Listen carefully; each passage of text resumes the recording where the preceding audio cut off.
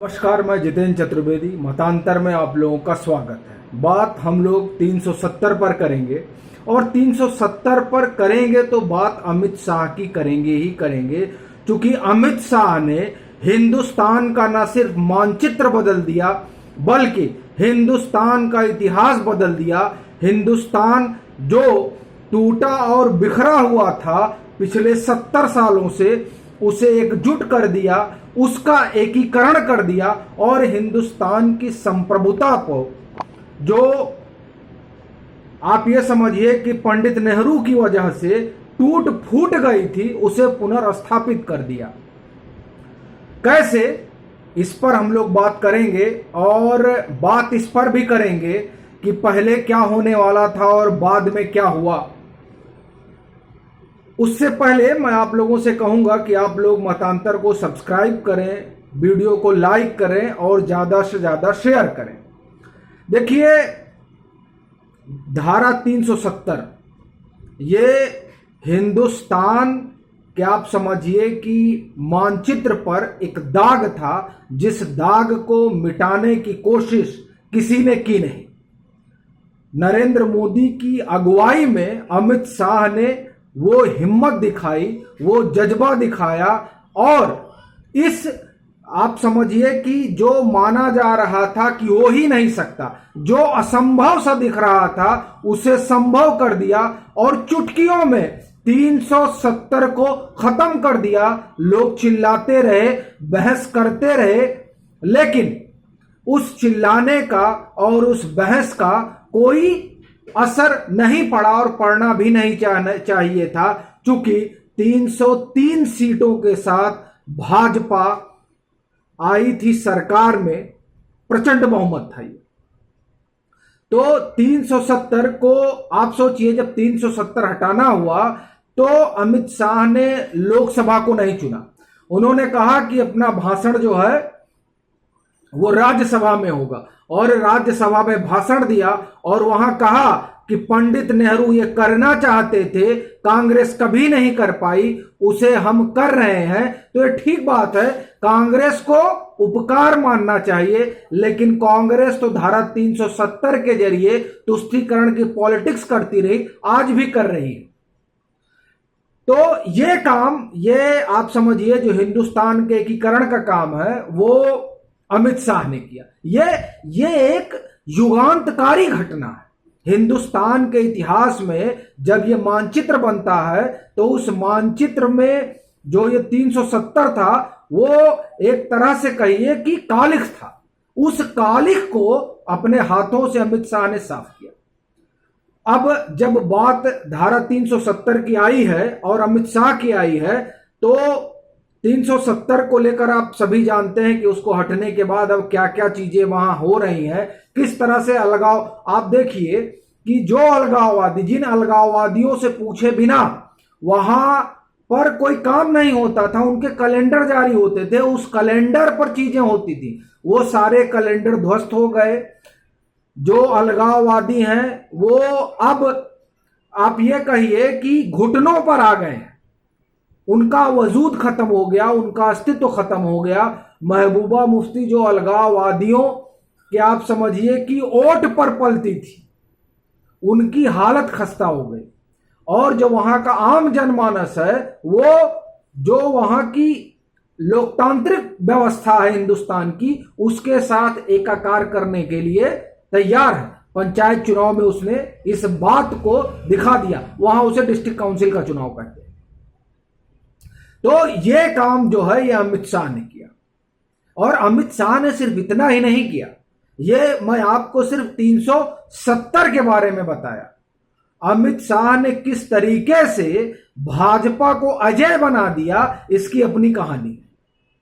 मैं इस पर ज्यादा डिटेल तो नहीं जाऊंगा, लेकिन इतना जरूर बताऊंगा कि उत्तर प्रदेश में चुनाव है और इस उत्तर प्रदेश को, जिसे सबसे बड़ी चुनौती माना जाता था, वैसे ही जैसे 370 हटाना सबसे बड़ी चुनौती माना जाता था, तो उसको उन्होंने मिनटों में सहज कर दिया।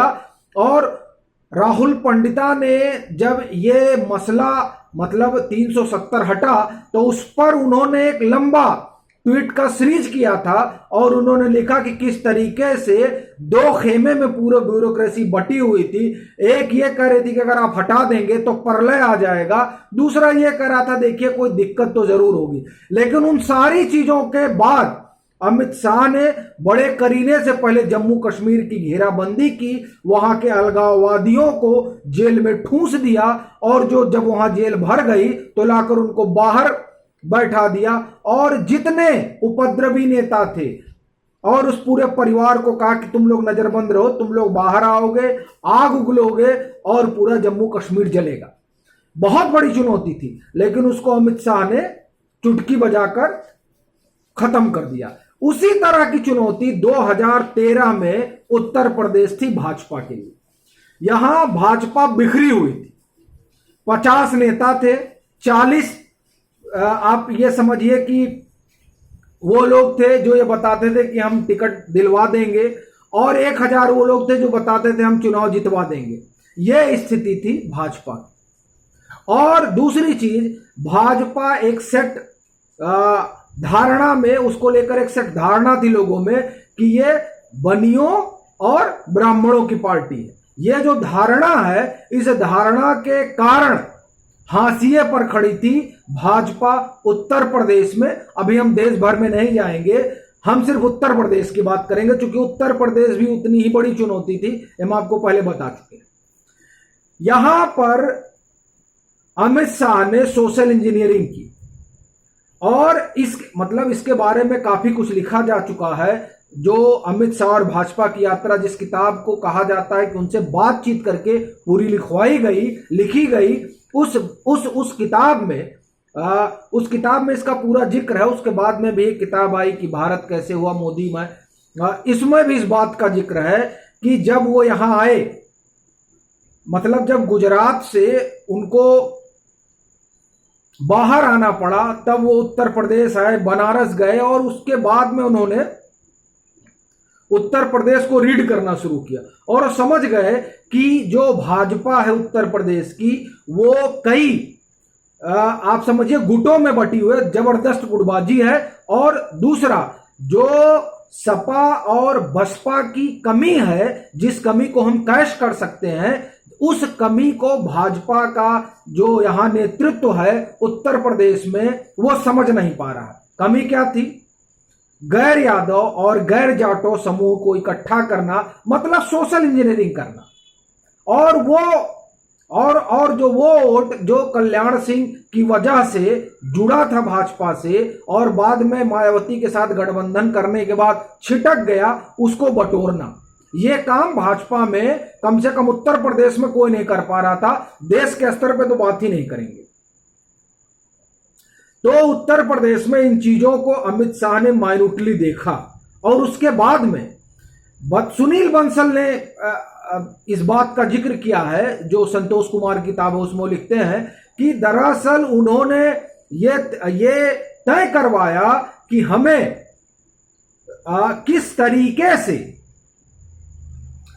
आप ये समझिए कि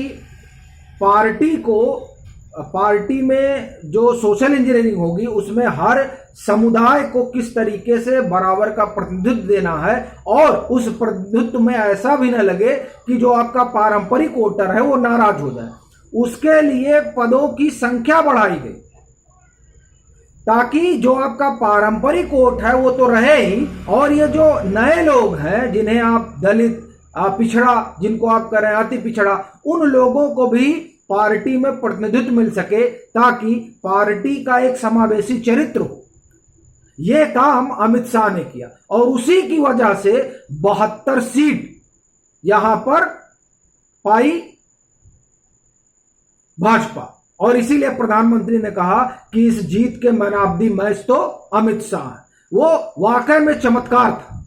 उस चमत्कार की कल्पना कोई नहीं कर सकता था। यहां ढेर सारे नेता थे, नेताओं का हुजूम था, बड़े बड़े छत्रप थे भाजपा में, लेकिन सब खुश थे। जो चमत्कार हुआ वो चमत्कार किया अमित शाह ने। बात आप 2017 की देख लीजिए। 2017 में जो सामाजिक गुलदस्ता अमित शाह ने तैयार किया, उसी की देन थी कि 325 सीट उत्तर प्रदेश में आई। वो गुलदस्ता फिर से, उस गुलदस्ते को फिर से जोड़ने और इकट्ठा करने की कवायद में अमित शाह लगे हैं। इसीलिए पूरा जो है उत्तर प्रदेश का जो विपक्ष है उसमें हलचल मची हुई है। अभी आप देखिए राजभर आ रहे हैं, जिस तरह के संकेत मिल रहे हैं, और भी कई नेता उत्तर प्रदेश का वो सामाजिक गुलदस्ता बनाने में जुटे हुए हैं, जिनको अमित शाह ने कह रखा है कि आप जो है जरा देखिए गुलदस्ता तैयार हो, तभी प्रचंड बहुमत से वापसी हो सकती है। तो ये जो अपना ये कहना है कि दरअसल ये जो इतिहास अमित शाह ने रचा है ये और किसी के लिए मुमकिन भी नहीं था। वो चाहे धारा 370 का हटना हो और या उत्तर प्रदेश में 14 में चमत्कार, 17 में चमत्कार और फिर 19 में तमाम गठबंधन होने के बाद 62 सीट लाना, ये कोई सहज बात नहीं और ये सिर्फ और सिर्फ अमित शाह के कारण मुमकिन हुआ। देखिए नरेंद्र मोदी तो सीमेंटिंग फोर्स है पूरी पार्टी के, उनके इर्द गिर्द पूरी पार्टी चलती है, लेकिन आप इन दोनों को अलग करके नहीं देख सकते। खैर चलते हैं, फिर मिलेंगे एक नए मसले के साथ, तब तक के लिए राम राम।